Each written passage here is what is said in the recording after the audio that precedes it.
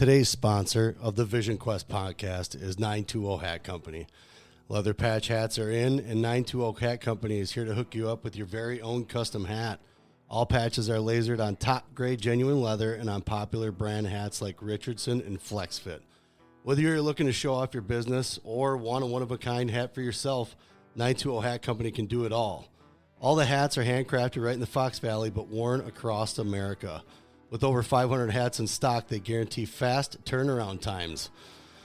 Honestly, Liam, looking at these hats, solid, right? Yeah, they're pretty. I like them. I like that patch itself. Oh, yeah. I mean, one-of-a-kind stuff. I know his name's Trevor. He does great work. He's actually gotten I think we got a knit hat coming. I think so, yeah. Yeah, we got that coming. So we're really excited to have these guys on board as a sponsor.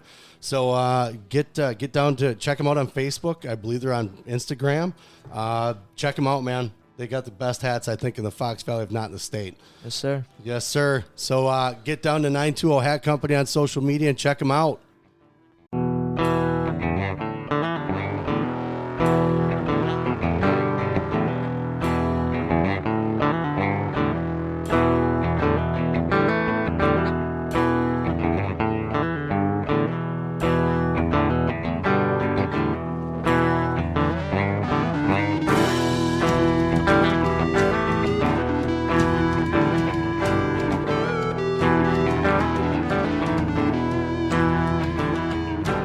And we're cutting it short.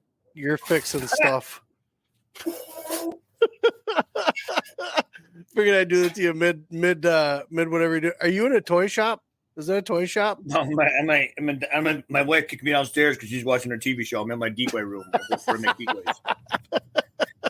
We are joined for yet again another version of Par Terre. We have Lucas Steldt here with us. Man, you've been busy, dude.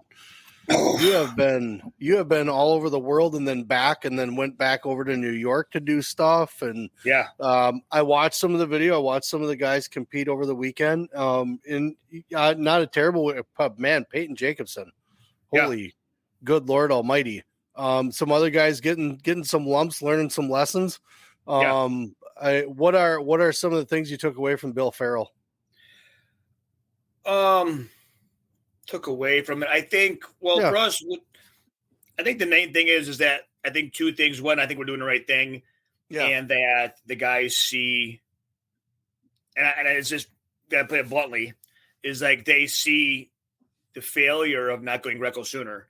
Like, okay, so like we have guys like Ashton Meese, and we have other guys in there that are real close. I mean, like they're further ahead than Peyton and Olsen and Benji were at the same time frame, back when they were that age. But still, they could be as far as long as the foreigners if they would have started earlier.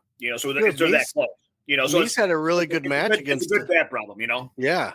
Meese had that one match where he was way down. And got on top of the guy and just started rolling him. Like I was surprised in how easy it was for him to roll him. He just was on a roll. Got up. That was Hannah. No, I'm talking Meese. I watched Meese. His first match actually he wrestled some guy. I don't know. I mean, I know him, but I know him. I don't know who he is. Big dude. He was down big. Down big, and he came back in the last minute and won on push out 1-1. Yeah. Yes, I know. Yeah, got takedowns. The problem here, so it's like we travel. Meese comes off a great season last year, high school wrestling, and then wins Fargo and Greco. I mean, nobody touched him. And then we go overseas. I send the boys overseas by themselves a lot of times. Yeah. And so I was with the girls, long story short. So can't be twisted at once.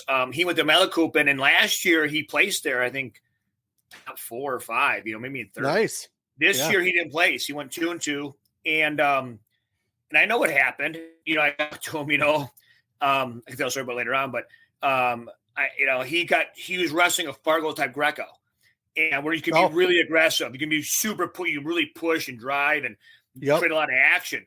Well, the foreigners are highly technical. They're really good at using you against you. Yeah. Especially when you're out of control. You see it in freestyle as well. Like Gilman a couple years ago got thrown in the arm throw, pushing too hard, and they couldn't come back. A couple times. Yeah, and it happens to freestyle that to Americans. But anyways, so that happened. We come to this term. I was in Germany with the girls. I was at Albania, Germany, blah, blah, blah, blah. We're back in New York this last weekend. Yep. And he, I says, hey, you can, we have to work hard. You're small. You're a small little kid, He was small. And, little 18-year-old kid wrestling these 20-year-old kids, guys. Just wear them out. Well, he's trying to wrestle a Fargo type. He's still in that mode of transitioning to the international type style and more senior type style where you have to be more. We talk about, you have to be the bull and then be the bullfighter. So the bull, you're trying to push guys around and fight. Well, you want to score on bullfighter. Yeah. You want to score points on bullfighter, more like Muhammad Ali style, So he gets stuck in the rut. He did a good job. He's been doing a better job of playing both roles. But if you watch that match you talked about, he was playing bullfighter or playing bull, push, and I got to do him on a bounce twice for fours. And I'm these dudes have been around. They're going to let you push for a reason. You can't chase them. So he came to the corner, we talked, and then he just stick to the plan, blah, blah, blah. Yeah. He did his job. I go, stop looking for push-outs, look for takedowns. Push the guy in the zone, let him wrestle, score takedowns. He started scoring takedowns, with duck unders and drags. Yep. 2 points better than 1 point anyways. It's interesting you mentioned the style that you're talking about as far as the bull and the bullfighter, because the way you're coaching Hannah, not Hannah, Avery, when she was wrestling, she was getting called for passivity, and you kept saying in the corner, you're like, keep doing what you're doing. Just keep wrestling the way you're wrestling. And in my mind, as just a spectator of the sport, right, a U.S. spectator of the sport, I'm thinking she's got to pick a pace up. She's getting called for passivity. Yeah. But you're just the whole time, you're just nope, stay doing what you're doing. You're doing just fine. She was pulling her tight, keeping her in tight, trying to work anything she could at that angle. But it was interesting to hear you, and now, just to hear you reiterate that, because you were coaching that. You were telling these guys, take your time. Freestyle and Greco are not folk style. And obviously Greco's not, Greco and freestyle are more related strategy-wise. Sure. Yeah. Then it is folk style, because the folk style rules and the edge rules are different in folk style, and it's different sport, And so in freestyle, in Greco, you really want to use, there's the center of the map, there's the activity zone where, would be the blue now. Then you have the orange, which is the zone, and you have the inactivity zone, which is the out of bounds, which is still you wrestle in there too as well. Just different than folk style. So you got to wrestle really in freestyle and Greco. You really have to wrestle different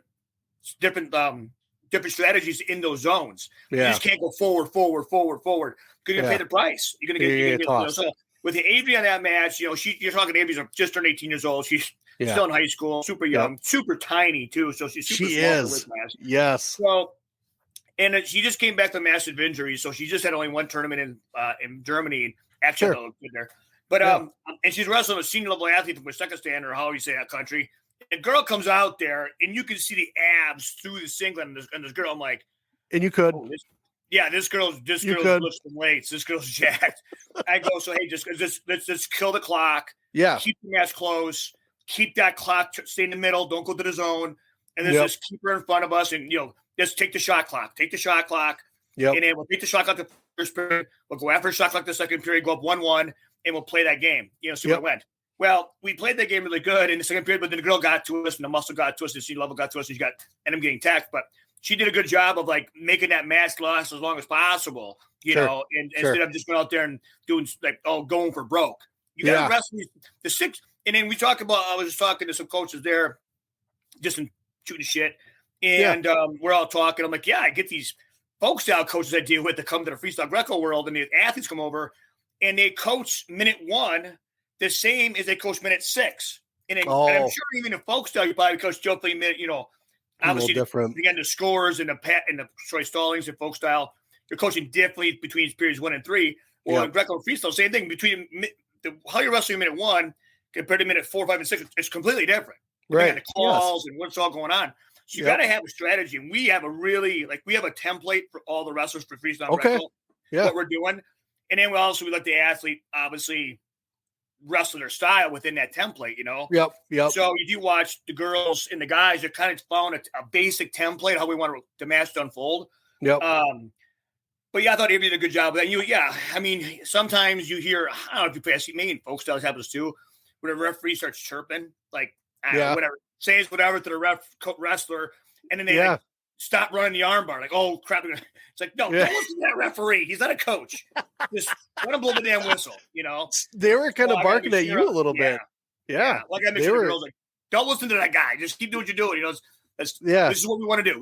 We're going to play a shot clock match. Yeah. They were coming after you a little bit. I can't remember if it was Gunner you were talking to, but there was an in between, and the referee, like you were showing something to him on the side of the mat, and they were. I can't remember if it was a score, but you guys had time. Like it wasn't like they were about to start up. Like you guys had time, and he's like, "Hey, you guys don't be doing." I'm like, "What is he doing wrong?" Like you guys are fixing the clock. Out of bounds there. It was Ashton East match, and so I was kind of playing it. I got a yellow card that match. Did you really? Yeah, I was like, oh my gosh, like the third match of the tournament, we have like all day and all the women's freestyle, which that yellow card doesn't transform to women's freestyle. It's a different step for tournament, so I was lucky there. Right.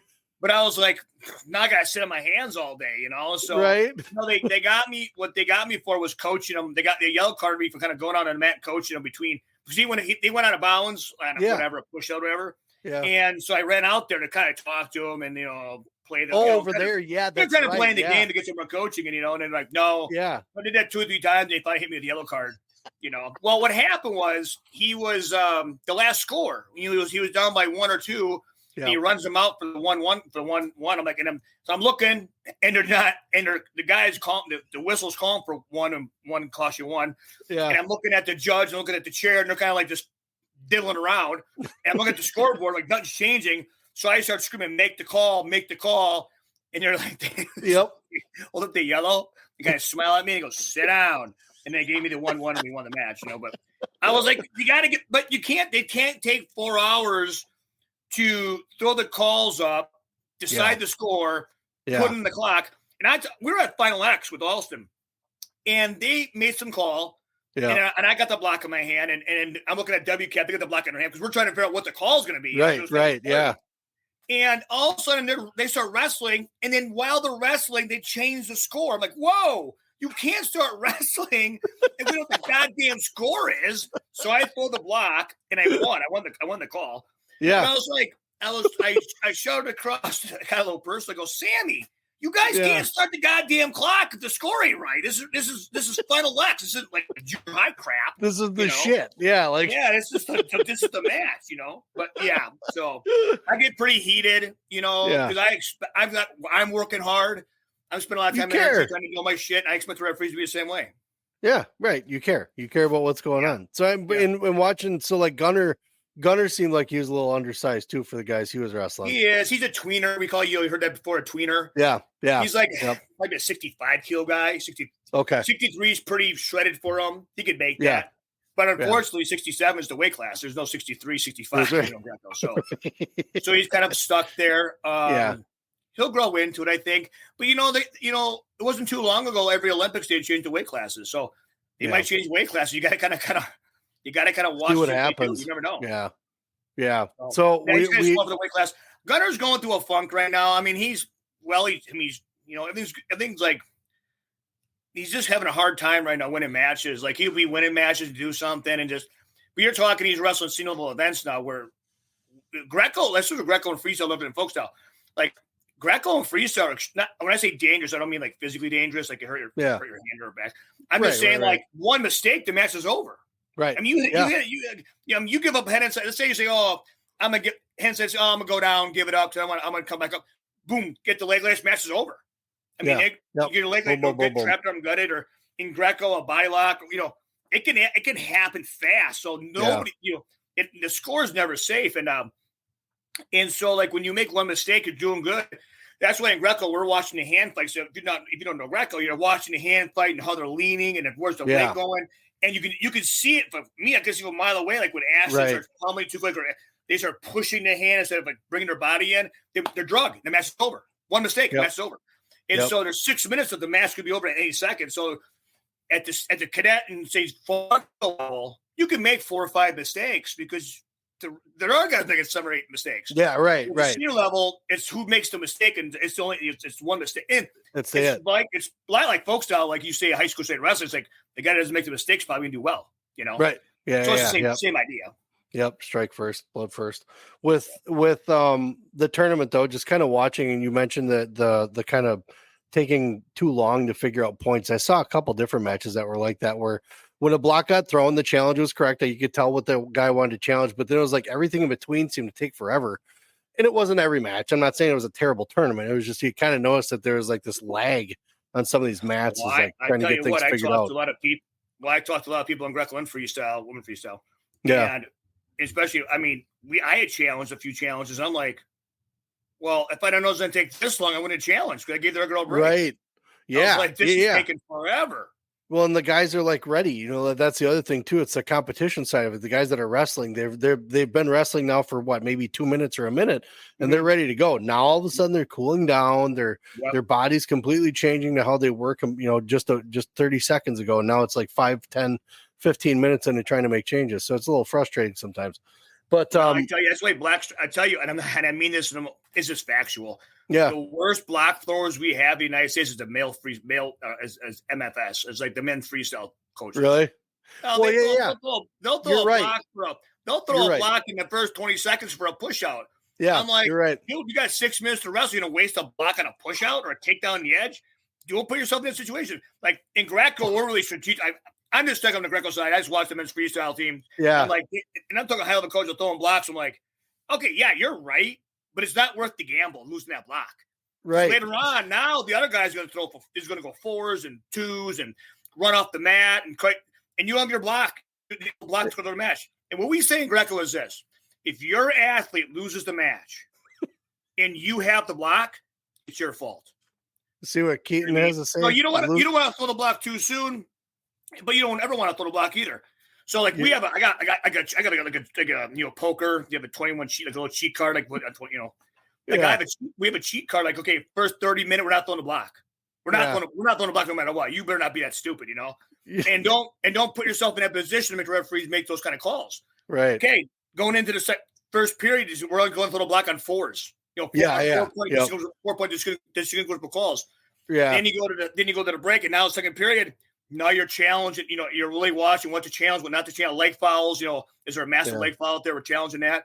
But sometimes, like many of times, I have been in the corner and I'm like, oh, that's totally our points. But you happen to hand it twice. I'm like, these are our points. I can't challenge it, though, the first 30 seconds of the match. Yeah. And it's only a 1 or 2 point gain. I'll give that girl the 2 points.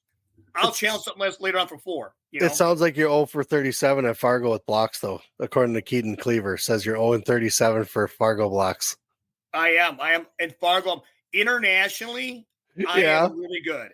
But plus 1 on the yellow cards. So I tell you what I do. I do much better on blocks at the higher level. But that lower level at Fargo, forget about it. Well, I'll tell you another thing that happens. And Hannah said it. Hannah brought this up. She goes, as soon as you get a yellow card, you never win a challenge. Really? She's noticed that. She's like, yeah, every time you get a yellow card, they're screwing us. They're like, if there's a 4, they're giving it to the other girl. If the rest have already, I'm losing. But the rest have already conveyed the message. The rest have already said, watch out for that guy. Yeah, they're just. I'm telling you right now, if you think referees don't get a little bit whatever, they're just humans too, you know. Oh yeah, for sure. It's all fun and games. So with the performance at Bill Farrell, you guys have been across the pond. You guys went overseas. Yep. How were things over there? I mean, were the competitions fruitful? I guess is the question. The boys with the Malacoop, and we've been going after like forever. Yeah. I didn't go to it this year with them. I usually don't go that one anymore with them because it's just kind of. That's why you went with the girls. I went with the girls and my daughter's wrestling and the girls. I just But anyways, and there's only 2 girls, so it's kind of a little bit, you know, there's like 10 guys going or so. Less to babysit. Huh? Less to babysit. Yeah. The girls are way more sufficient. The guys are good too, though. You know, a lot of the guys have been overseas a lot, so they don't have to they know what's going on, you know. But anyways, no, the Malacoop's a good tournament. It's you know what they do there. They go junior to seniors. So if you're a junior, also seniors. Okay. It's like U23 on down. And then cadets is cadets. We had 3 champions. You know, I thought Truck wrestled well. There, Kevin, we had did wrestle well. This cadet, we have this kid coming up from Connecticut. He's been training for the past 2 or 3 years. He's a really young kid. He won it. He's gonna be one of our next big things coming up through. Okay. And then the other, like everybody else went 2-2, 2-3, 3-2, and they didn't place, but it's a big tournament. So yeah, it was the first competition of the year. And so we spent, I made a video before about this, but we spent September, October just on skills, like zero wrestling, no running, we're lifting, but no wrestling live. We're trying to learn how to wrestle pretty much. Technique. Technique. Yeah. And then we go to Malakupin. So what I do typically, I use the fall, like Malakupin, the German experience with the girls. And then now we're going back over to Norway again. Yeah. We're going to go back to Sweden. I use the tours, the competition camps to kind of get us into conditioning. Yeah. So it's not so like, oh, we got to run today, So I try to use the training and then competition and then the camps with the competitions to help us get in shape. So they're out of shape going into that tournament. So it's kind of like to see how they wrestle when they're fresh, when they're tired. Now, if we're making mistakes when we're tired, okay, that's going to happen. If we're making mistakes when we're fresh. Okay, let's see what we got a problem. Yeah, we're evaluating. But I was happy with that. I was happy with the Bill Farrell with the guys in Greco. Obviously, I think Mish. Honestly, I thought Mish would place top 4 at the very least. I knew Peyton was the man. So we had 3 guys at 77. We had Peyton Jacobson, Aaron Dobbs, and Ashton Mish at 77. Yep. I didn't get to watch Dobbs, but so I really knew that on paper it's probably gonna go Jacobson, Dobbs, Ashton. But I really thought we'd sneak in the top 4 there just in place, even though I knew Peyton was probably going to qualify. Right. And we had to wait to Texas to qualify. But I was really happy with Ashton's performance because the mistakes that were made were mental mistakes and educational mistakes that we know, like we're winning the match. Stay in the damn middle. Don't go to the zone. You were saying that the whole time. Yep. Yeah, and he went to the zone and got taken down and lost the last guy. So, and I went over and talked to him in the way you talk to an athlete that does something like that, And me and Ashton are super close, so you can have that relationship with an athlete, Yeah. But for sure. And I talked to Gunnar. Gunner's a little different. I don't have to get into his ear. I usually just talk to him more calmly. He's a little different athlete. So Hannah and Avery, I can treat like I can really get into their ear. Hannah's actually so hard on herself. A lot of times she steals my thunder. She'll lose, and she's so hard on herself. I'm like, well, Hannah looked pretty good. You're worse. You're hard on yourself than I can eat. I also got to build her up. It's so bad. So we're working on that a little bit. But no, overall with the girls, I thought Hannah wrestled amazing. I thought Avery wrestled perfectly for getting into that senior level. Yep. Yeah, I was for where we're at in training. I think everything went the way it should have. I mean, if Ashton would have placed top 4, I think it would have been. I would think the tournament would have been probably a little weak, because we're going in no conditioning, no, we're not in shape, we're overweight, for sure. We're not 100%, and we're 18-year-old kids, 17-year-old kids trying to wrestle seniors. Right. So, in reality, we probably should have placed where we're placed. We break into that 4. I'm super happy, but everything happened where we're supposed to be at. We leave on Wednesday. We leave Wednesday to go back to Norway for a couple weeks. So, that's part of the plan, man. I mean, and then we go to Texas, and then we're done. Then after Texas, then we don't go anywhere for till maybe February. So okay. Then we're back to the lab. So you sent me a little something a while back. Yeah, and so I'm going to bring it up because the only reason why you sent me today. What's that? That little text reminder or something you sent me a text today? Yeah. Well, you sent it to me, so I resent it to you because you wanted to talk about it. So I wanted to, because I went through our text because it was a while. Yeah. So looking at it, so Wade Chalice, I know Wade Chalice via Catch Wrestling, right? Yeah. So I just know of him. What's that? I just know of him. I don't know him from. And again, it's not just watching the documentaries and things that I've watched. He brought up in his article on his Facebook post about how Greco-Roman were not even existent. He like the top, not even making the top 5 out of, I think he said like the last 50 athletes that were supposed to, kind of thing. Yeah. So touch on that. You said you wanted to kind of to talk about that a little bit. Well, his post wasn't wrong. I mean, there's nothing wrong with what he said. I mean, right? No, right? Yeah, no, nothing like that. And I don't disagree. And I don't disagree with anything he's saying. Yep. The problem I have with it, you can go like I can go out there and say, here, guys, wrestling, this freestyle wrestling, blah blah blah. Because I'm not trying to brag. This is factual. Or and a tall cat, or my buddy from Alaska, Wes Bacher can, or anybody Zach Dominguez can, or anybody coaching women's freestyle, coach women's freestyle. If you're coaching folk style, whatever you're in, you have the right to kind of call your own people out. Yep. But if you got a guy like this, no matter who he is, I don't care who he is. And we have some. I'm going to talk about some people in Greco a little bit too. Call them a little bit. But is you can do whatever you want. It's just with Racing About America. Mm-hmm. But the problem with that post was, all it was the same old bullshit. Poor me, cry. It's not our fault we suck in Greco. It's because of some organization that holds our UWW sanctioning. Is they don't give us enough money. They don't pat us in the head enough. Right. It was all a poor me. This is why we suck. It's totally not our fault. It's not the coach's fault. It's not the athlete's fault. It's not the parents' fault. It's totally the organization's fault because they're not spending 5 more cents on us for a bullshit reason they came up with. He blamed it all on you. I went out and said, you're totally fucking wrong. Totally fucking wrong. And you can prove you could give Greco-Roman, no, obviously money matters. You could give Greco-Roman wrestling in the real wide brush $1 billion right now. And we would have 0 different results. 0 different results. Right. Because you have to go back like gymnastics does. We go about gymnastics again, I don't get into the whole thing, but we have to go back to step 1. Like if you take over a high school wrestling program, or football program or whatever. You might have an immediate impact. Like you might see some immediate impact of like being in condition, a little bit of tweaks, but you're not going from shit to shine in 3 months in one season. Sure. It's going to take 5 to 7, 8 years. It's going to take time unless you bring in a bunch of dudes in and start quarterback and like they do in the NFL. That's a little different. I'm just saying if you keep the core people you came, if you keep what you got there.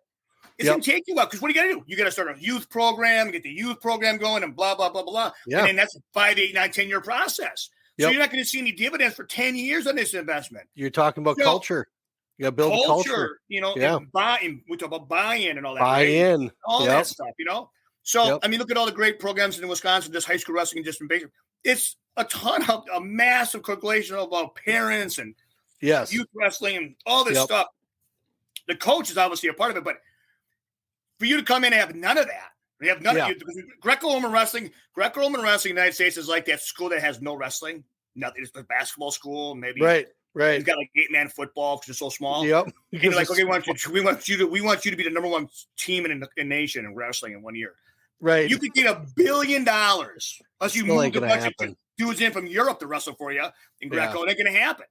Yeah. So that's the thing with his post. I got so mad because it offered. He's like, here's the problem. Now, like I said, he's not wrong. He's not wrong, right? Everything's factual. The problem with it is him himself. 1, 2, he offers none. The solutions he offers no solutions. None. There wasn't one. He's doing nothing himself. Right. So, to me, he's just a typical armchair quarterback, a drunk kid, some drunk dad. I see I have a local bar next to me now. I always stop after I'm done ducking and fishing, and they're wearing NASCAR jackets or the quarterback. Right. I think they're drunk and they're screaming about whoever the new practice people are. And these guys have a pot to piss in, and I can't stand it. That's how I look at that crap. Yeah. And I'm like, you can bitch all you want, but until you're spending money, time, and energy, you need to shut the fuck up. Right. Shut the fuck up. Sit down, teach your half Nelsons and sprawling in junior high, and shut the fuck up. That's what he needs. I don't give a fuck who he is. Yeah, right. And we have, in the number 1 thing we got killing Greco-Roman wrestling in the United States isn't folk style wrestling, isn't other sports. It's Greco-Roman wrestling people.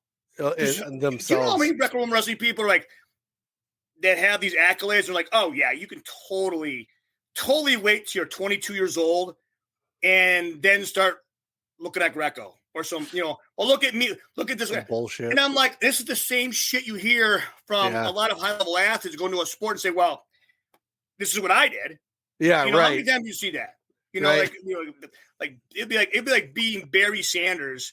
Yeah. And you hire Barry Sanders as a running back coach and say, Barry Sanders, listen to what I do. I run 135 yards back and forth in 4 years, and then 4 yards downfield because 500 people miss.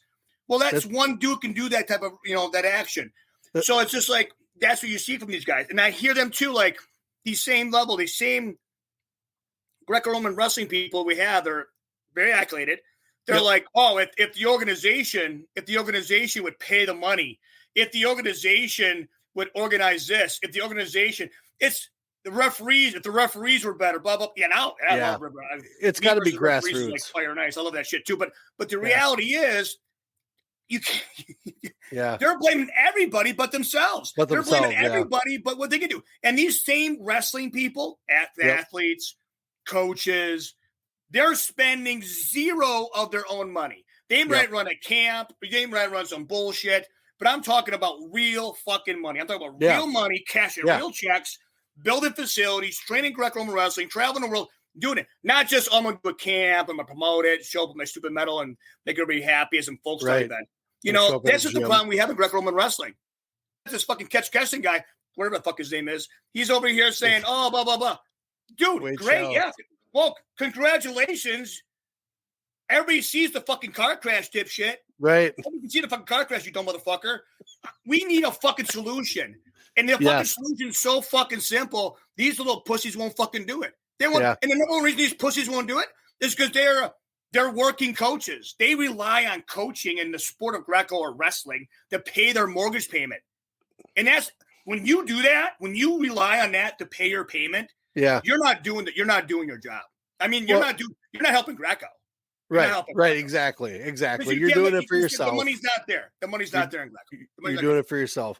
But so here's the thing though, like with the growth and trying to promote, like, because that's what we're talking about here is promotion and getting people to like the sport, right? I mean, you can't just blame it on USA Wrestling when there are. So like we buddied up with Greco United, right? We think what those guys are doing is great, trying to raise awareness. Those guys are trying to raise money for guys too, to be able to get to Bill Farrell and help guys out, right? Yep.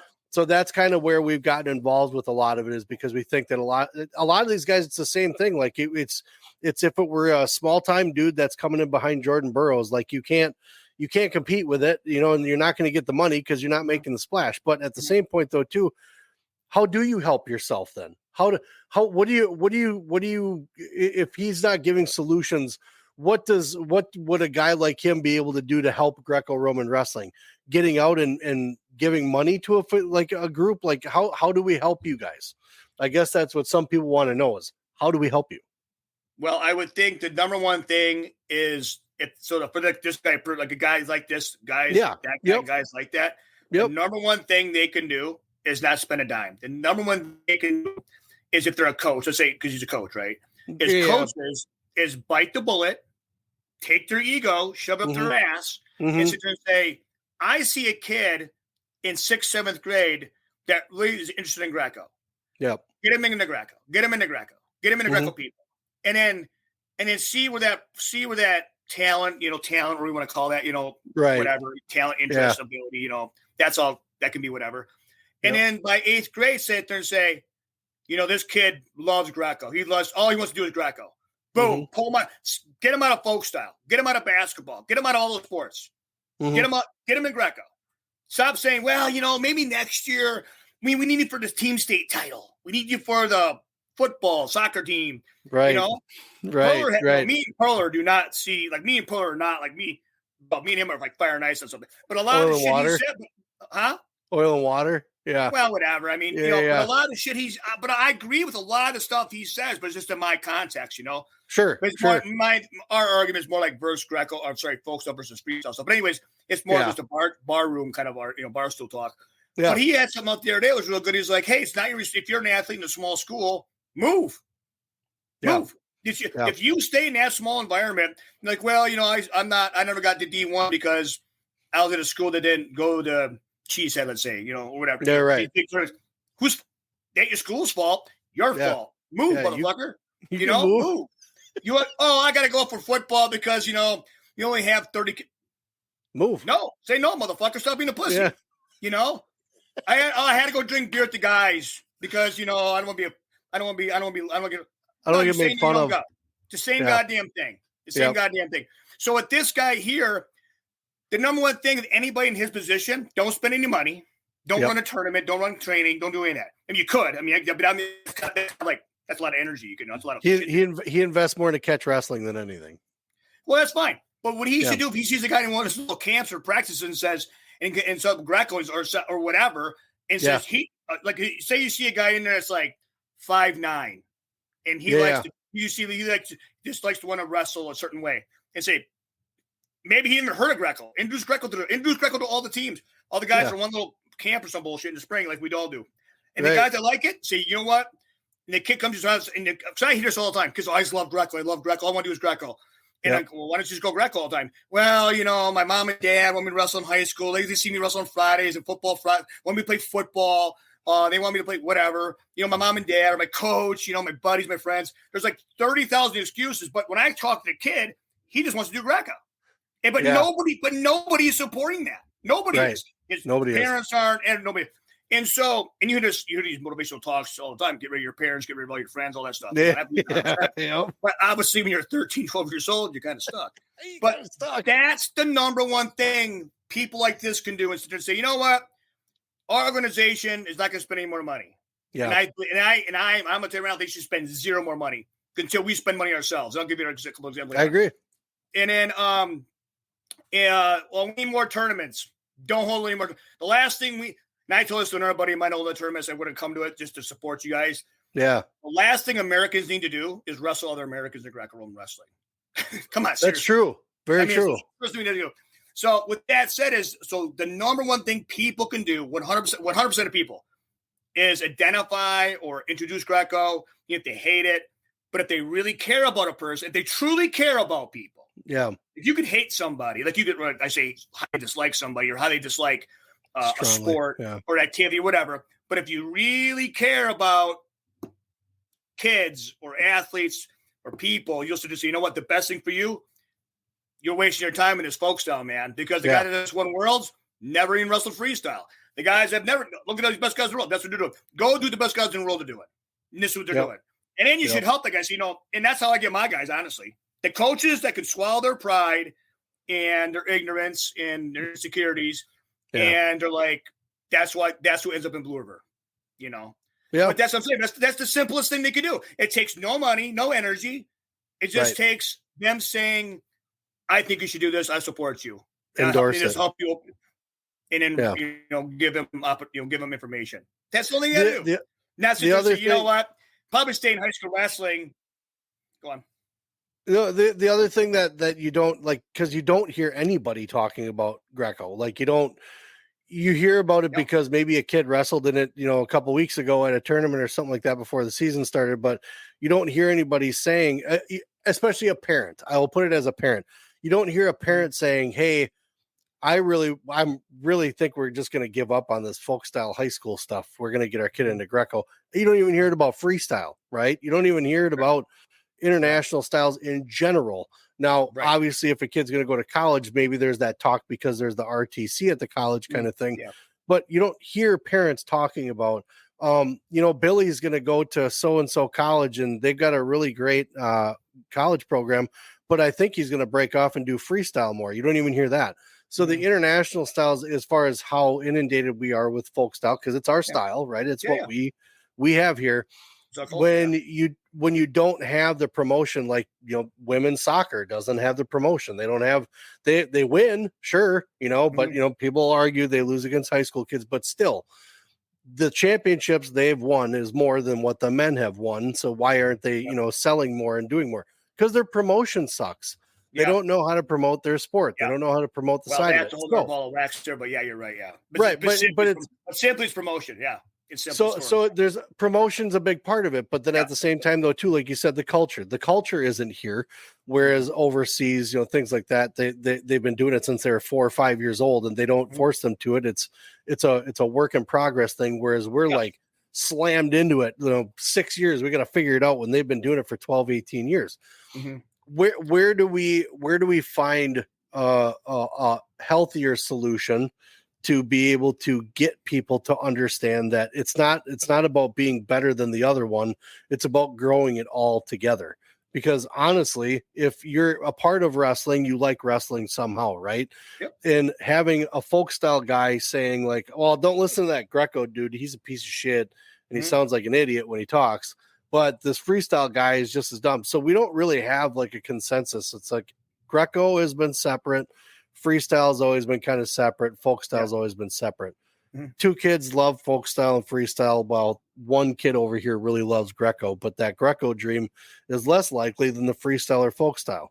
Now, is the aggressiveness of the sport a part of it? The possibility of getting hurt a little more frequently than in freestyle or folk style? And you may have a statistic that argues it. Yeah. But there's a lot of throwing.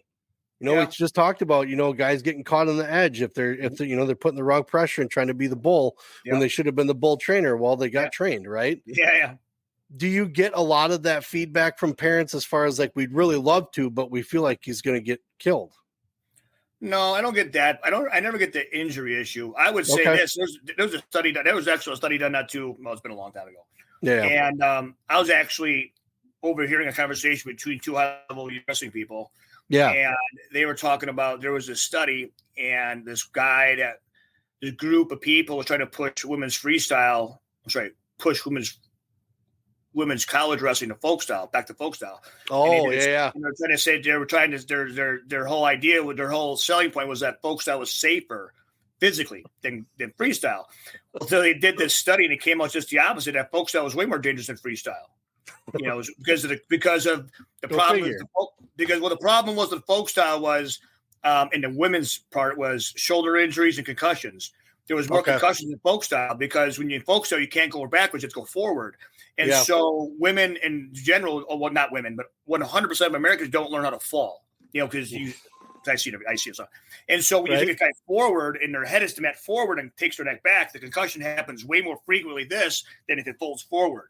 And so if you learn gymnastics, learn the hollow hold. So there's a lot less concussions in freestyle and Greco than there is in folk style. Well, and there's a lot more, but it's a hard thing to prove because there's like in the United States, there's a billion more folk style matches. So if are you taking, if your survey is a year of folk style, where there's probably, I don't know how many folk style matches and how many lot less freestyle matches. So but that was the thing they found out, that a freestyle is safer anyways. But I don't ever get. I mean, I get some stupid comments from me now, like, "Oh, I don't want my son getting caught in a leg lace." I'm like, what? Then go over and play badminton. Get out of here. Then you're not gonna make it folk style either because you're gonna get clobbered in the head and armbarred anyways. Yeah.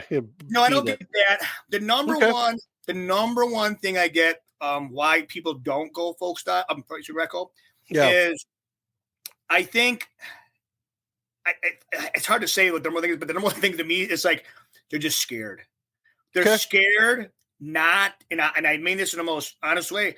The parents and not the kids so much. The parents are scared not to have something to go watch and hang their hat on every week.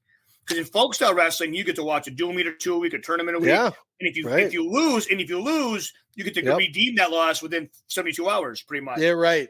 And so in Greco and in freestyle,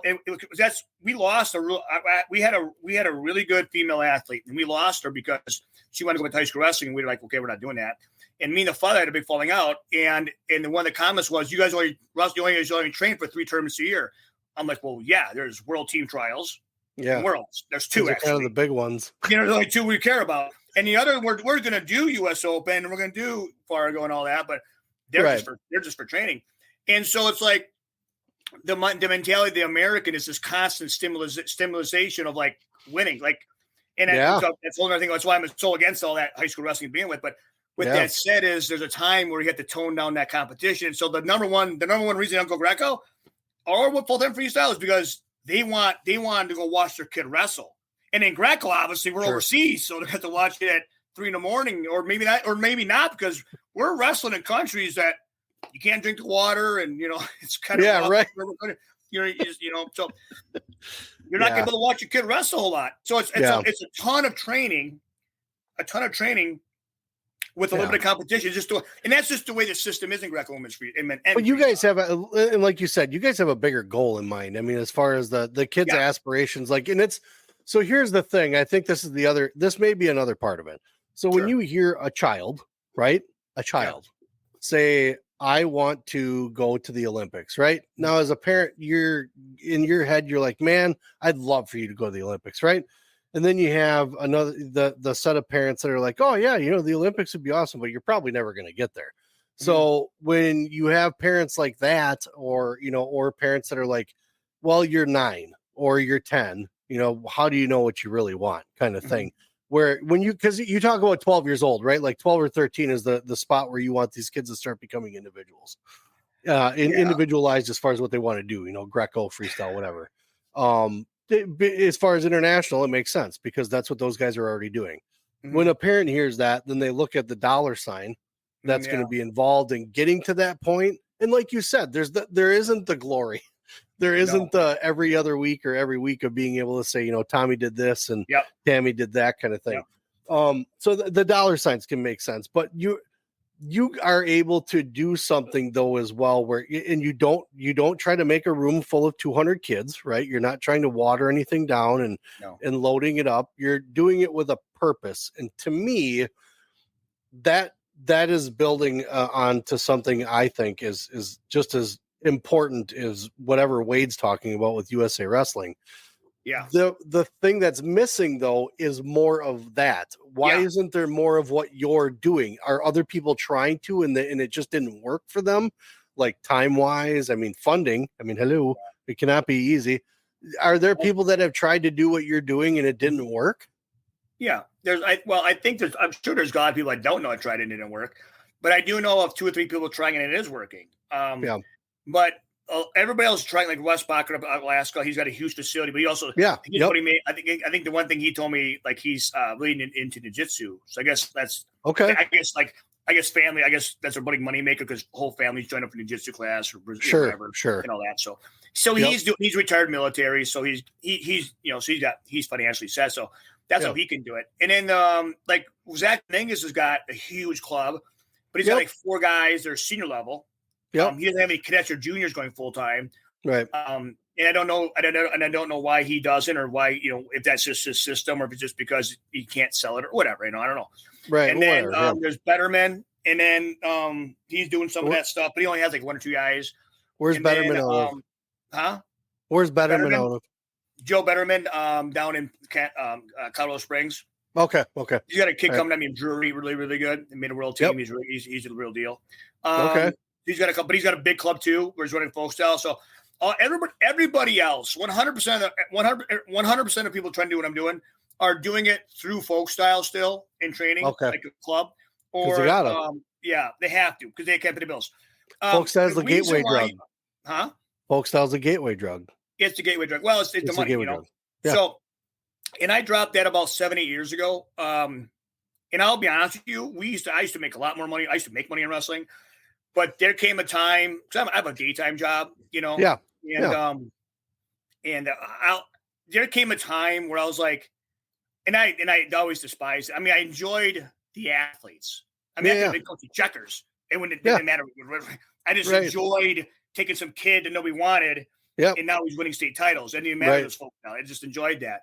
Yep. But there came a time I'm like, hey, these high school state champions aren't turning into Greco-Roll team members or freestyle team members. We're not doing that right now. What are we doing wrong? And so then you said, okay, let's adjust the process. So when we said we adjusted we adjusted the goal set. Okay, we're going to stop rewarding state champions, blah, blah, blah. Yeah.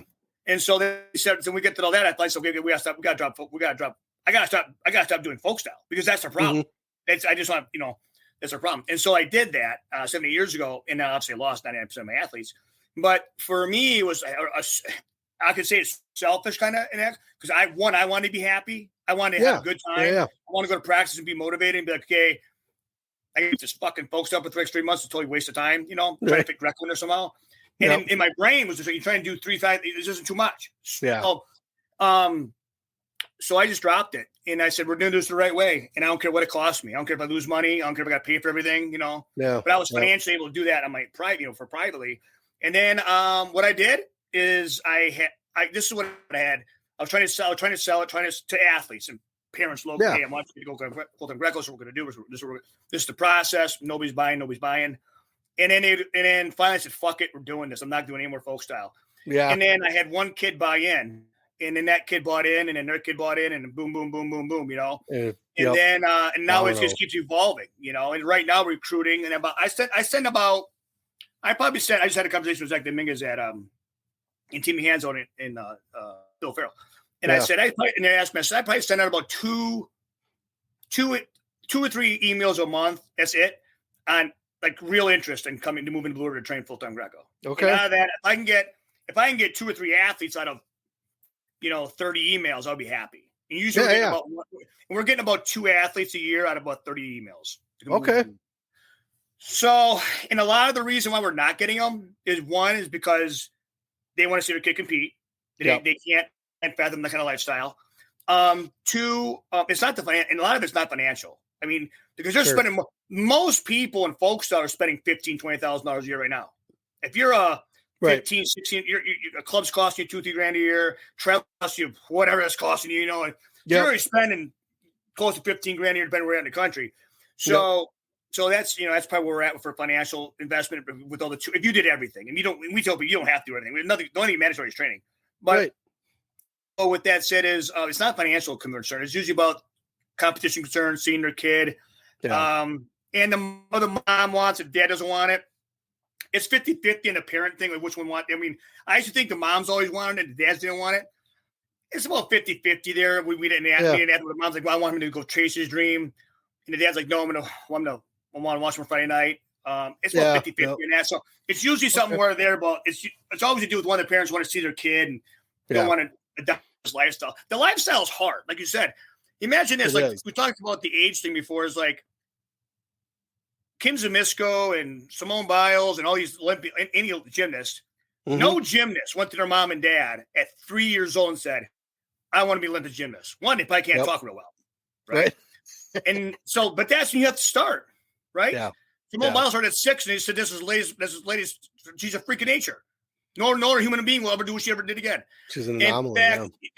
And so the boys, 4 and 5 years old, extreme latest. So those kids don't have a say so. They don't have no 4-year-olds going to mom and say, hey, I'm going to train 6 hours a day, not go to school, live a life of craziness, and maybe be one of 4 one time on the Olympics. But thousands of athletes a year do that, and parents are spending $30,000 to $100,000 a year in gymnastics to do this. Yeah. And probably more likely than not, we'll never even see the rat's ass of an Olympic medal ever, or a world medal. Right. So there's other sports doing this. Oh, sure. Yeah, for sure. Yep. And gymnastics is one that gets brought up a lot when we talk. Well, because that's the system it has to be, because I believe in science. I believe in science. I believe in math. I believe in stuff that works. And so, if you take central nervous system development and all that crap, well, the action of falling forward is a lot easier than the action of flipping over backwards. Yeah. So there's certain things you can learn at 15, 16, 17 that are a degenerative action going forward than an action going backward, like a negative action, a negative arch in your spine. You have that flexibility and athletic ability like between, say, 8 and 12 years old. And in neural pathway development, there's guys doing arm throws from Kajak or wherever they're from, Bill Farrell. I'm like, you're not. You can learn it. You can learn it at 30 years old, but in 20 years old. But to do it in the millisecond of happening and be immaculately perfect in a match, you have to start doing that at 8, 9 years old. Yeah. Throw something over your head. I'm not talking about. There's a reason. There is a reason when you show up to youth practice at whatever age you're at, and the first thing you learn is a double leg or handside single, because any idiot can do it. Right. Any idiot can do that move. You learn a high cross, typically left. That's a little more complicated. Hips are in, heads. There's a lot more. A lot more risk. Done right though, but high risk, high reward. But a highly trained risk action is very successful. For sure. So that's why certain things. Why is nobody teaching biologs? Because one, they don't know how to, but 2, there's a lot of shit going on there. Yeah, a lot. So that's why you got to start that stuff at such a young age. But so when it comes to Greco and why they say no is like one, they're doing pretty good in folk style.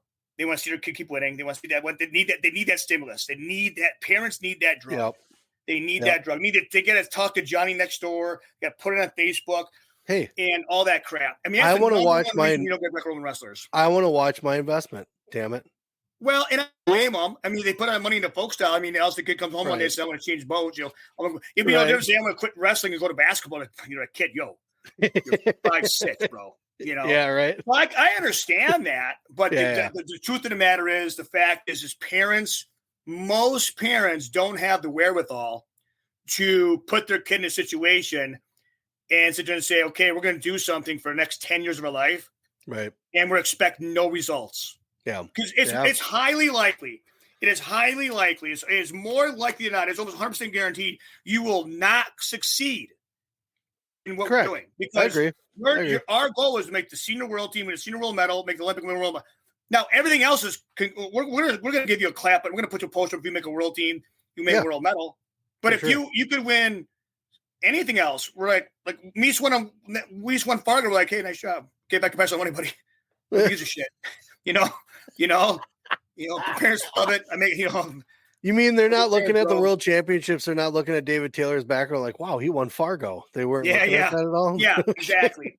Like if you're in high school, you don't talk about junior high. If you're in college, you don't talk about high school. If you're a senior, you don't talk about college. When I'm at Worlds, nobody's asking about your state titles. I'm telling you right now. When I'm at Worlds, nobody's asking about your NCAAs either. In fact, they're making fun of it half time, which is you have to. There is a little bit of whatever on that one, but with that said, though, that's the thing, So for us in Greco, it's like this got this Wade Childish thing, and I'm like, bro, shut the fuck up. What you need to do is to say, yeah, we got this would be great if USA Wrestling gave these kids $20,000 a year and a place to train, and said yes, good high school wrestling. So we got to do. It'd be great, but they're not going to do that. Why? Because that doesn't pay the bills at USA Wrestling. It doesn't. So what's it's still a business. It's a business. What saved freestyle wrestling? Yeah. Private training, RTCs, private clubs, private money, not public money, private money. What's going to save Greco-Roman wrestling? The number one thing Greco-Roman wrestling needs is parents, and cash checks. Yeah. There's some stuff going on in the background in wrestling in general between Greco and freestyle that's going to come up after the Olympics. And there's going to be a lot of athletes out there saying, where am I going to get this money? And the parents are going to start coughing up a lot of money. I can't stand the fact when I talk to athletes and they're like, and these athletes are 20-some years old and some are 16, 17 years old. And they're like, oh, I don't know how I can afford it. Your parents can afford it. Sell the fucking house, buy a smaller house, buy a used car. I don't want to hear you can't afford it. I don't want to see a GoFundMe page when you're driving a brand new fucking car. You know what I mean? I don't want to fucking see that shit. You know what pisses me off more? Is when I see people that got GoFundMes for whatever, and then go buy a brand new car. Yeah. I mean, the GoFundMe wasn't for the brand new car, motherfucker. Yeah. It's for your hospital bill. Oh, yeah. No, it's handouts. There's all kinds of handouts now, man. And so we have athletes that GoFundMes, but they need them. But right. But there's too many people that are like, I can't afford that. And they like me. They got Duramax. They got 3 boats. They got snowmobiles. They got 4-wheeler. They got Ranger. Honeyland. They got $20,000 decoys around me right now. I'm just like, dude, you got the money. You just don't want to spend the money. You want some bullshit scholarship or some organization to pay your kid to wrestle. When he hasn't won anything yet. He hasn't won a medal in the Olympics. Go win a medal in the Olympics. Spend the money. Why should some other human being pay or invest into your child when you won't even invest into your child? Well, we've talked about it too, that there's only so much of a window with wrestling, right? You only have so much time. And when you're talking about Olympics, it's every 4 years. So you really have a finite amount of time. So if you think about it, college isn't going away, right? College isn't going away. And if your aspiration is to win an NCAA championship, then you should go to college and wrestle because you don't have much time, So that should be your goal. You shouldn't be surprised when someone who's on the world level and you shout out, I'm going to go win the world championship after you just won the NCAA championships. Don't be surprised if they laugh at you, because you unless you're an anomaly, you have to be putting that work in, right? I mean, you still have to put the training in.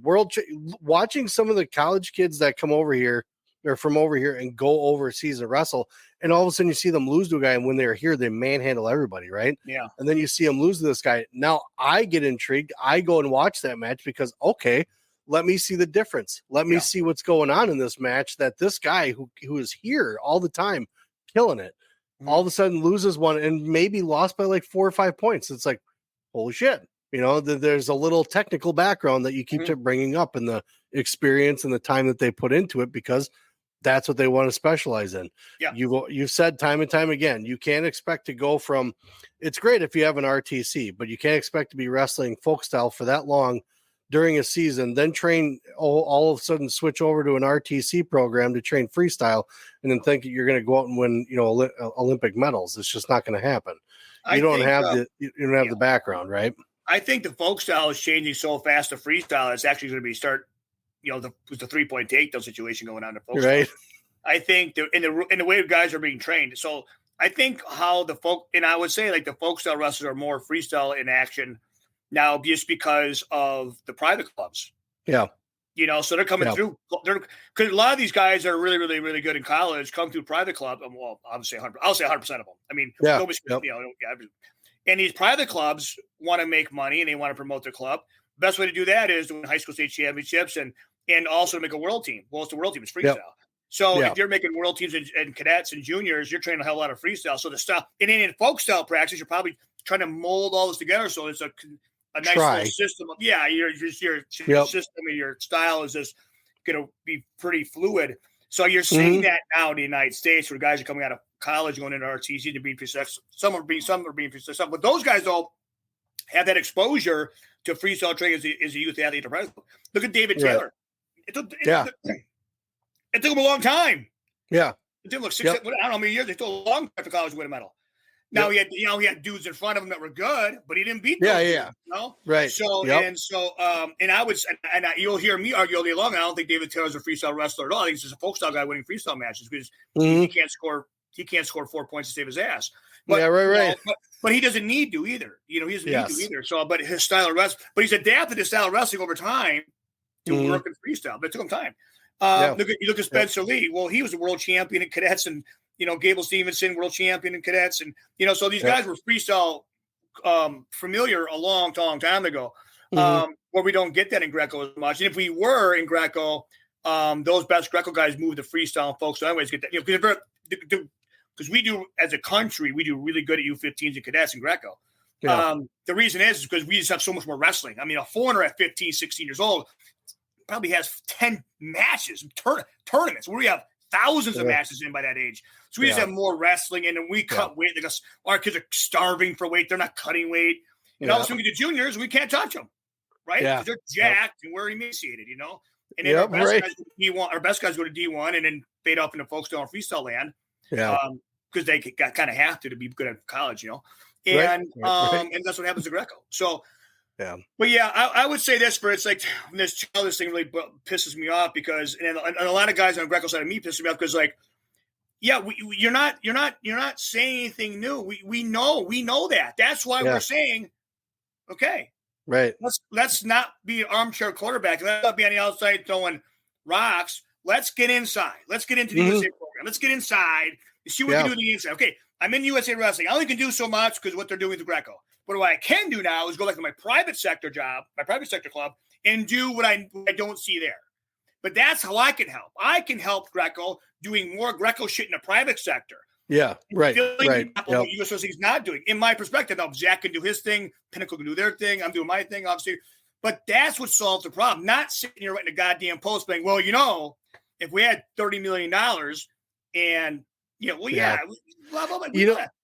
And you know what Greco needs, and I don't want to say the guy's name because it's kind of a curse to wrestling, but we need another John DuPont type money situation where someone's just got funds sitting around that they could funnel into it, right? Well, I'll give you a story on that. Titan Mercury came along back in the day and wanted to fund Greco. Their big thing was Greco. They want to take money into Greco. Okay. And then they got coerced into freestyle, so they got pushed into freestyle. Really? Yeah. And so, and that's all Barstool talk, but he didn't think it was Greco right away. And then so they got kind of pushed it into freestyle. That was right during the RTC issue. Back in 7, 8. And now that's what happened there. But there's been people. I mean, Sunkissed Kids spends a shit ton on Greco. Do they really? Okay. Yeah, well, I mean, they got all those kids that they represent. We have 3 athletes. We have 3 athletes at Sunkissed Kids. Peyton's and one of them. They spend an enormous amount of money on them. Yep. But with that said, to me, it's great to have the money. But you look at all the good baseball players and blah, blah, blah, you soccer. Dude, the parents got to stand up and sit there and say, or step up. That's it. Step up. And sit there and say, I am going to put, I would love to have kids at 70 years old. I would love that. Yeah. But in the United States of America, in the reality of our world, we're not in Armenia. We're not in, we're not in Norway. Nope. I think for me, and everybody's like, well, Lucas, you need to get myself talking to some guy this weekend. Next day, name's like, Lucas, you need to get 8, 9. I'm like, I'm not moving kids to Blue River 8, 9 years old. I don't want to move Blue River at 14. They need to be 15 going at 16 just because they're almost at an age now where they can almost drive. Sure. They're at an age of it's just getting into, They're a little see where their commitment level is. Yeah, and there's some more maturity. And literally, it's just because of my comfortability, and they got a little sleep and living on their own. Yeah, it'd be great to have them younger. But honestly, they get enough Greco training through their club they're coming from anyways by that time frame of 7, 8, 9, 10 years old. They're going to do some. But, and then they do come, and I'm really disappointed typically with what they've learned skill-wise. But that's neither here nor there. But for me, it's like when you get a kid that's 14, 7th, 8th grade, and this mom and dad like Greco, okay, we'll look at it. Yeah. And then all of a sudden, and I get that a lot actually from people. We'll look at talk. Yeah, a couple years, 15. I want them. Yeah. 15 hits. I'm like, maybe next year. And I we'll go to senior year. It's better than nothing. Right. But I had 2 athletes I told locally here. I said, they came to me in senior year and said, I want to quit my senior year and go Greco. I said, fuck that. Just do high school. Like, really? I'm like, you just done 20 years of high school wrestling or folk style wrestling. You're telling me November, December, January, February is going to change your fucking life in Greco, you stupid fucker? No, you're doing it. You're doing a giant come lately pussy push.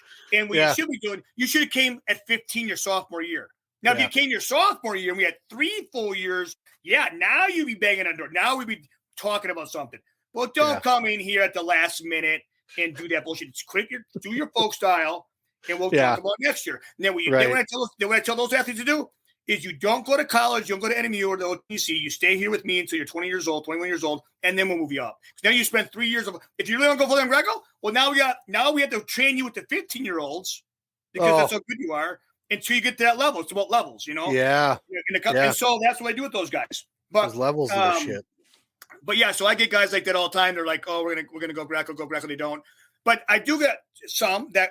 Like I have now that came at 7th, 8th grade, like, we're talking about it. And then we took the 8th grade freshman year and organized it where, let's get them in line. So when they're 15, they can move up. And so I've had that. And our best guy started the youngest, obviously. Peyton Jacobson. Look at him. He quit his sophomore year in high school. Yeah, I remember that. Yeah. I remember that. At state and says, I'm done with this bullshit. I'm done cutting weight. He put on. He looks big. In 4 years, 3 years, 4 years. Yeah. He put on 60 kilos with 132. He's now wrestling 77 kilos. So he put on like 30, over 40, almost 30, 40 kilos every year in 4 years. Wow. And he lifts, and he's a student. He's super, he's a student of the sport. But he's a guy that eats, lives, and sleeps Greco-Roman wrestling. He's straight A student in college. Yeah. Parents 100% in.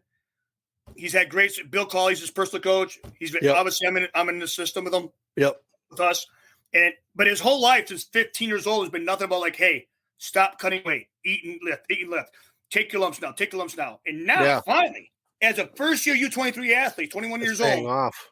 He just won he's the only American to beat a Japan athlete at a tournament in women's freestyle or men's Greco. Wow, really? And they brought hammers. They brought hammers.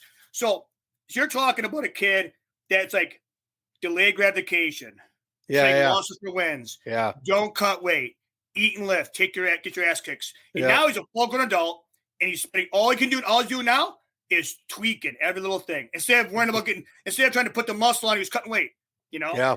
And he looked good. He looked good. Proof of putting there. So this whole Greco thing with this childish thing just drives me up a wall. So I'm like, no, the answer is what we're doing. The answer is what we are doing. And the answer to help what we're doing is promote what we're doing. Now they don't have to do it. I'm not saying like everybody should copy what we're doing. Right. Yeah. Grab one kid out of 50, 60 kids, incident same. You love Greco, you like Greco, blah, blah. Let's throw you some camps, see your flow. 15 full-time Greco. Let's help you make the decision because that's what you want to do. Because as a parent or as a coach or as a mentor, you don't want that kid growing up at 30, 40 years old and be like, you know what? I could have been good at basketball or baseball if the coach just would have made me work harder. I mean, I had this conversation with my own daughter. I probably shouldn't say that, but I'm going to anyways. And kids go through these ups and downs, right? Like, because she getting muscle not in injuries, and injuries always a motherfucker, because you get injured, you can't play this for a year or two. For sure. And we meanwhile set her down. She's like, give me this and that. I'm like, here, listen here. You are going to spend your whole entire goddamn life trying to become a world champion. Yep. And when you're 30 and 40 years old and crippled from this sport, you can be pissed at me for that. But you won't be pissed at me because I let you go party. I became a normal person, or some fucking teacher making $60,000 a year and you hate your goddamn life, and you're normal. You will fucking hate me for fucking making sure to be a world champion. And you probably will never become a world champion, but you will fucking hate me for that. But you will not fucking hate me because you're like, oh, my parents are motivating me. Because that's what I get 100% all over the fucking place. I see around these local areas and these barstool fucking dads that live through their fucking kids. And like, they want their kids to play football, baseball, basketball, this shit. And as soon as they graduate, or even you probably see this in Kakana, you get a kid to high school who's doing good in youth wrestling. They get 16 years old to buy a car. And then kids, parents wrap their hands like, Coach, they're all yours. And the kids all party and say, dude, the parenting just started, motherfucker. Machak says that's when you start noticing the kids that are committed to what they're doing. Once they get their driver's license, how often do they start showing up now? Yeah. You know, because the parents are the ones that, I mean, obviously we can't wait for Liam to get his license, but we're the ones that, you know, that take him to everything. And because that's the point. So then he's like, once they get their license, you'll see who's actually committed to it because, you know, they have to get themselves there. You know, they have to drive themselves. They have to have their own drive. So you obviously have kids that have a passion for that sport in that building. So, I mean, you vet them fairly well. You don't just let anybody come in. You make sure that what they want to do, because you have people spending money to make their kids the best in the world, right? I mean, their kids have aspirations of Greco. Yeah. So you vet them fairly well. And you guys watching the matches I got to see, even in the losses, it was very composed. Like there wasn't a whole lot of, you know, you could still see college kids now throwing fits when they lose. Yeah. You know, you don't see a lot of your guys losing their composure when it comes to that, and maybe a little flustered in the match, you know, itself. But at the end of the day, you can tell that they're there trying to get better and trying to grow in the sport of Greco. So when you guys are starting to amp up, I would assume for the Olympics, right? You have a couple guys that are going to try to make some Olympic runs, possibly. We have 2 guys qualified now. And I think we'll qualify 2 more. Okay. I think we'll qualify. I think we're going to qualify 4 more guys. 4 more guys. We'll qualify 4 more athletes. Okay. From your group, from your combat group. Yeah. Okay. Yeah. Right now we have Peyton and Benji. Yep. And then Alston has to qualify yet, but I don't know. He'll have a hard time with the military thing he's doing. But I think he'll do it. Then we have I really think we have some kids, and I don't want to say any names because I don't put any pressure on them and do that kind of thing. Fine. But we have a couple in Blue River. I really, if they don't qualify, I want to say disappointed, but I think we will miss an opportunity. But I really see a couple more kids from Blue River qualifying for the Olympics trials. Okay. But, you know, I think, you know, the biggest thing I want to talk about this, the real, like a real short sentence here is like that post, you know, it draws up a lot of attention, right? Yeah. Yep. But I mean, you read it sounds so pathetic. It's poor, cry, poor me. And in this, and I had a big fight with one of my. I want to bring his name up because he's a good friend of mine. We had a big argument about this. And I says, hey, you promote this fucking shit. You're the part of the problem. He's like, what do you mean? I says, hey, I'm not saying he's wrong. What I'm saying is, I need you to sit there and say, okay, the message is incorrect. The message is great. So all I need to do is promote what I am doing, what people like me are doing, because that's the fucking answer. Stop telling, because as soon as a parent or a coach, but mainly I blame them because the coach are just coaches, and I do not blame a high school wrestling coach, a college wrestling coach, because their job's to win wrestling matches. Right? Yeah, exactly. So they want those dudes there, but sooner or later you'd hope they'd see the bigger picture. But I blame the parents.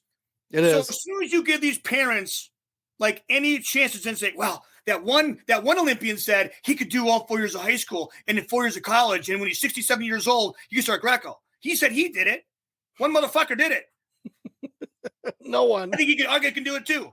You know, and that's all they got to hear is from one motherfucker just to say, "Oh, we can do it." And besides I got arguments. No, we need all hands on deck saying, "No, if you don't do it this way, you're gonna fucking suck." Now, not saying we're going to take kids from college Division I, or not, we're not going to take kids from D1 and D2 and D3 or high school, say post-high school and post-college or during college. And now we need to have Greco-Roman wrestlers that wrestle in high school and college. Yep. We need to have guys that wrestle high school and go to Greco after.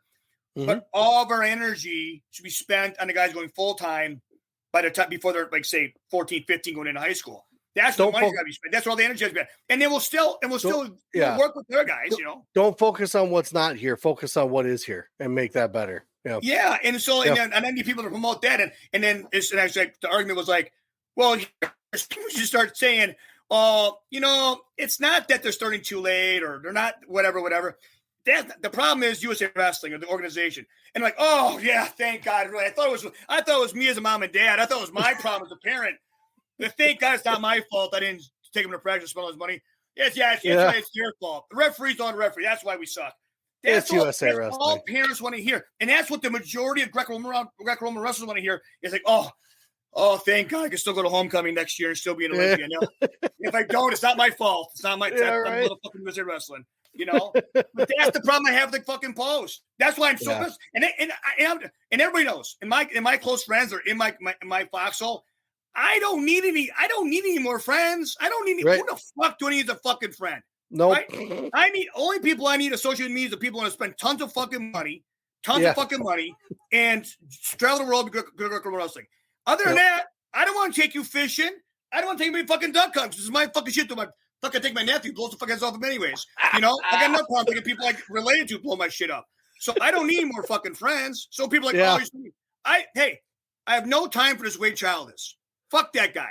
Tell him to shut the fuck up. Until he starts casting checks, shut the fuck up. Until you grab 10 wrestlers and show them a full-time Greco, shut the fuck up. And so I got to tell those fucking guys. Anybody like that. Yeah. We got some ex-Olympians walking around here coaching wrestling and be like, oh, yeah, you can do this. Well, we're the fuck your athletes. Go win a fucking mill and shut the fuck up. I don't want to them same guys. The referees suck. We don't get paid enough money. Go get a fucking job, motherfucker. Yeah. Go start a fucking business, roof some fucking houses, and take your own fucking money and spend some fucking money, motherfucker.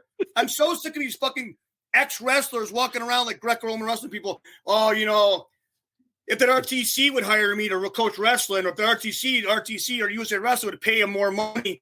Yeah. Go get a fucking job and volunteer, you piece of shit. Right. I mean, I'm so sick of it. I'm just so fucking sick of it. And it's all these so-called experts that are like, I would do it if I get paid $100,000 a year, $200,000, $300,000 a year. No, you wouldn't do it then either. You wouldn't do it then either. You do the fucking job and you bitch about something else, get fired anyways. Yeah. You know what I mean? Right. Exactly. So that's the fucking problem we have.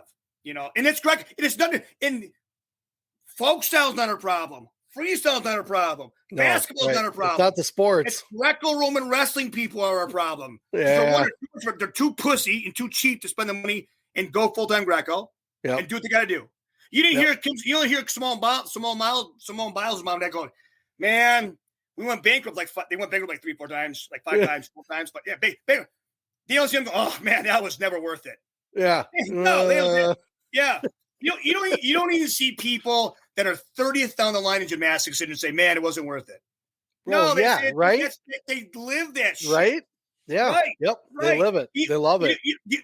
Do you see a gymnast walking around with, or a other sport like basketball, like, don't wrestle, it's for idiots? No, but wrestlers wear that stupid shit in general. Don't play basketball, blah, blah, blah, other shit. Only in wrestling do we have this chip on our shoulder. We're too cheap and stupid to make our own sport better. But as soon as private money gets in folk style, private money gets in freestyle, it takes off like wildfire and does amazing. Right. Greco-Roman wrestling, for some reason, has cheap parents, cheap coaches, wimp athletes, wimp parents that won't do the right thing. Now, that's not obviously everybody, because I got a couple. And Jack's got a couple. But wide brush. The percentage. Yeah. No, that's the fucking problem. We have weak human beings, and we have weak coaches and leaders, and they're too scared to say. Now, if you're in the org, I don't expect you, because I know you have a job and you have a title and you have to place a role. But people that are outside the org, or I'm half in, half out. When you're in my role, I can do what I want. When I'm in the org role, I can do that role. And there's people out here right now in Greco that are highly touted, that are supposed to be doing shit. They ain't doing shit. They're kind of just doing shit. Just kind of barely still in the folk style land, still in the freestyle land, still in the Greco land. And all you do, every time they fucking talk, all you hear is a fucking excuse. You never hear it. You never fucking hear, this is what I'm doing. This is how much money I spent this year. Yeah. This is what I'm going to do next year for Greco-Roman wrestling. All you ever hear is complaining. Complaining.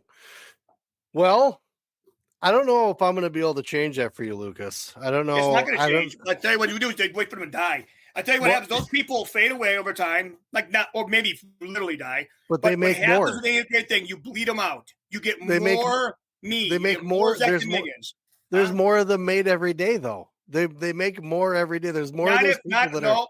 That's it. Here, no, I'm saying that if you get people like me producing, here we got Alston, Benji, Peyton, we have Ashton, we have Gunnar, we have the girls.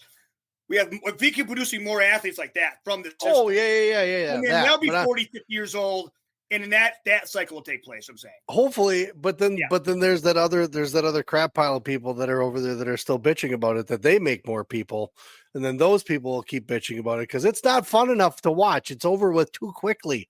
I don't like that sport. Why does it end so fast? Well, it's because the other guy was really good and the other guy sucked. That's why. That's what happens. Yeah, I hit up on freestyle too sometimes. Yeah. Yeah, exactly. Someone was I can't remember what term we were at, but it was a parent that was kind of new to the sport. And they're like, I don't know if we're going to do this next year. These matches are over with too quick. And it's like, well, then the other kids got to get better. That's about it. Yeah, you suck. Your kid sucks. You're right. You suck. You just got to get better. So with that being said, is there anything else where'd you say you guys are going to next? Sweden again? Norway? Yeah, we leave Wednesday for Norway. We're doing a competition. Norway. We're doing a thing called Cobalt Cup. Biggest tournament we have up that way. Okay. And then we're staying for a week to train, come back. We're back for a week and a half or whatever to go back to the Texas thing, Yep. And then in New Year's, we have some stuff going on. So we try to just in general town play, we try to train really heavy for 8 to 12 weeks. Yeah. And then spend like about 6 to 8 weeks traveling and training. Okay. And then we kind of repeat that process. Beginning of the year, like right now, we're doing a lot of Nordic stuff, like Norway, Sweden. Yeah. Comfortable, really Americanized places. Yep. And then we get it after the New Year's. We're going places like Tata, Hungary, Serbia, Croatia, Moldova. More Eastern Bloc, less comfortable, less friendly. Yeah. Friendly, but I mean, like, more competition wise. Doing that, and then we come into and then we have April. Then we have the domestic season. So okay. Yeah. No, you still looking for athletes? You still trying to fill spots? We're all looking for athletes right now. But what happens now is if anybody shows interest now, we send them information. Yeah. And so what we do to vet people, like you say, is we bring them out for a week or two to train. Yep. And if sometimes it's could be maybe during spring break or summertime, and we just see if it gets go. A lot of it's not how much, because I obviously I know they're not going to know anything. They're coming to learn, so I don't expect them to know anything. Yeah. But it's more if they can handle me as a person and kind of quarterbacks and offensive coordinators. So are we going to get along? That kind of thing. That's number one thing. The parents so we do that, and we always do that. We always do like one or two of those. Okay. For female athletes, I'm always looking for female athletes, but not always. But I say always. I'm always looking for a good female athlete to come in there, like for a drop in every now and then, like a 50 kilo or a 2 kilo girl to come drop in. I'll tell you this. This is a whole sidebar. In boys wrestling is the worst part for freestyle and folk style. People don't want to train together. Yeah. You know what I mean? Like you got a real good kid that say to find him a partner. It's like, wait a minute, I got a real good kid. Why don't you train with him? They won't. I'm like, so then their buddy. Women's freestyle is the same thing. It's like, to a certain extent, it's like, hey, you want to come train? They're like, we might meet up sometime. I'm like, oh my God, you're worried about Fargo? Worried about freestyle Greco State? Worried about making? Yeah. We're talking about we gotta get better as a country. So for women's freestyle, same thing. It's like it's hard sometimes for girls to come train. Like, and then we have one. The girls we have aren't world champions, but they're not bad. Right. And so sometimes it's hard to get partners for I don't know what the reason is. It's like sometimes we partners, sometimes we don't. Yeah. The guys in Greco, that's never a problem. Right on. But yeah, we're looking for next. We're trying to fill 3 spots next year. I'd like to get guys in about 60, 67 kilos next year. Okay. So you got that going on. Anything else you got to plug? Anything else you want to? Well, I got a camp coming up. I'll send information out to you maybe separately. But I got a camp coming up in March, end of March. I got to get the exact date. It's somewhere. I'm bringing Matt Linden back out again. Nice. He's back in the mix. He's doing a lot of good things out in Portland with the youth and that whole, Portland being all crazy. Well, he's doing a lot of MMA, jiu-jitsu stuff, so that, Portland's all with that craziness out in Portland and the far left stuff and all that. Yep. Well, he's doing a lot with the youth out there. Like he's actually picking kids. Like what he does, he goes to schools, picks them up after high school, brings them to school and trains them and stuff, and gives kids like, abilities to protect themselves, just be, more functional. So he's doing a lot of that stuff now. Okay. He's still teaching Greco, but a lot of his stuff is like MMA, youth movement stuff. So I'm bringing him in. Matt Lindland, I brought a lot. I bring guys in every year, and Matt Lindland has been by far, even back in my folk style days, I have never brought in a clinician or a coach, or what we want to call him, that's been more technically detailed. Even though it's Greco, it's Greco. It could be the same in folk style, but then Lindland, and he emails me a packet, well, usually 3 or 4 pages, and it's a packet you give the athletes, and they fill it out as you go, kind of like here's what we did on whatever, and they talk, and he brings it out. He sends me these clips on Dropbox. I go organize them, so we play them at the practice. Hey, so we're working on today. See what they're doing here. Watch the foreigners, what they're doing, all this. Yeah, really nice. Good. I've never had a guy so. I would say people ask me like Greco, it's like, how do you get so into Greco or knowledgeable, we want to say, wherever you might, information. Yeah. Well, it was Rob Herman and some other guys, but when it came to Matt was real good at like, hey, we're going to send you to Tata. Can you afford a ticket? If you can afford a ticket, we'll cover everything else. Send you to Tata. Can you go to this tour? Rob Herman, same thing. Rob Herman would be like, hey, can you go on this tour? And it was just a lot of people reaching. So there was people in Greco for a period of time there in USA Wrestling that, and there are now too, that were really into bringing coaches in and saying, hey, we need you to get educated at a world level. This is where we need to go. Can you afford to go here? And there's other guys like me out there, like Zach and all that, and Blocker and Bill Cawley that sit there and said, you know what? I'll spend the $5,000. I'll spend the $3,000 to go over there for 2-3 weeks and train. Or I'm not training, but I'm watching. Right. Yep. And Matt was one of those guys that was real good at that. And when I first started my camp, I'm like, man, I can get like 10 guys. He's like, you know what I'll do? I'm going to come out there. I'm not going to charge you anything for the first couple of years. Never charged me a dime for the first couple of years. Wow. Still got going. Shit. And I had to actually give him, forced to give him money. And then I'm like, they paid him. And so the camp got going. So he is, he left USA Wrestling. It is a whole other conversation, but he is when it comes to Greco, in technical training and like teaching principles over in theory, or you can learn a move, right? Like your arm. Yeah.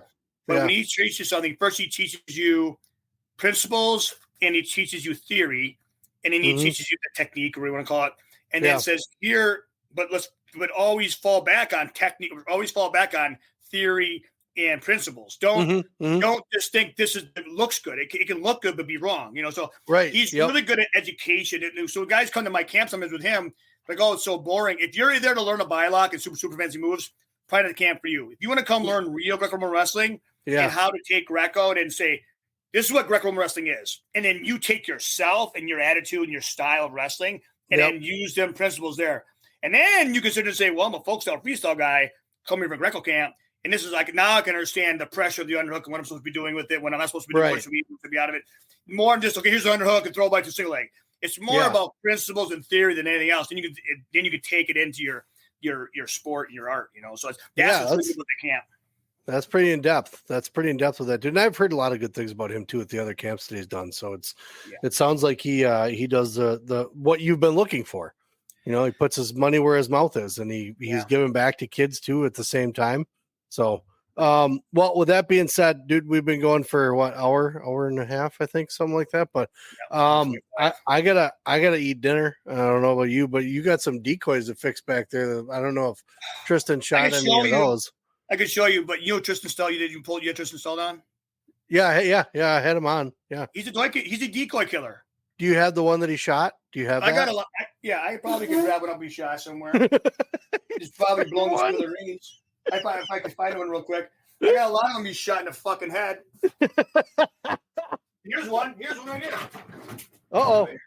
Tristan, I hope you're watching this. So you can see these holes? Let me see if the camera's kind of, there it is. Yeah. See those holes? Those are Tristan holes? Yeah. There's the camera. I got to go backwards here. So there you go. I can see it. All the white right there. In the head. So these decoys are made out of, they're solid, right? So they're unbreakable. Yep. But he blew them up. He shot them. What that fucker will do. I love that kid. Well, Duck. I'm like, hey, Tristan, Duck falls, just let's swim out the decoys. Yeah. Nope. Won't do it.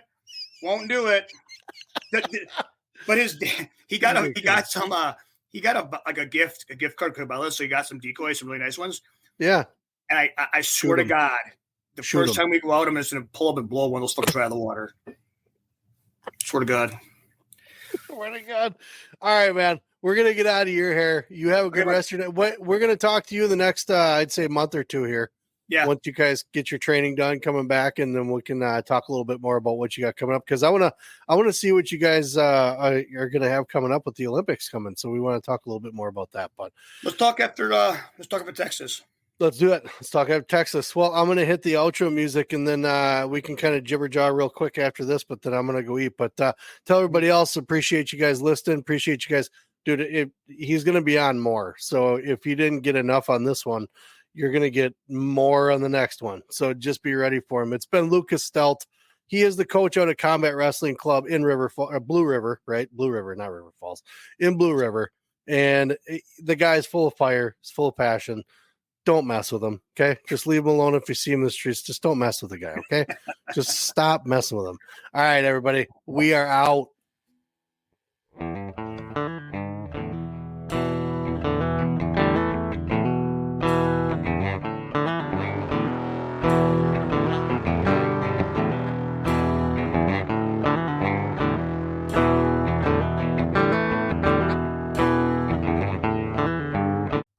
All of our episodes are brought to you by Appleton Tattoo, located at 117 South Appleton Street in Appleton, Wisconsin, right off the main drag on College Avenue. You can't miss them. I've had some work done. I have a Celtic cross that covers my back that was done by Jason. We're not done yet. Jason Winans and crew, the artists that he have there, those guys are the best in the Fox Valley. They are definitely one to go to if it's something that you've just been kind of throwing around. They'll make you feel comfortable. It's a very clean environment, very nice crew, and very willing to get done whatever you need done when you need it done. You can message them on Facebook. I know they're on Facebook. You can give them a call at 920-604-8289 and get in touch with Jason Winans and crew at Appleton Tattoo, located again in Appleton, Wisconsin at 117 South Appleton Street, right in Appleton. Very flexible hours, great crew, clean environment again. I would not send you anywhere else except for these guys. Appleton Tattoo.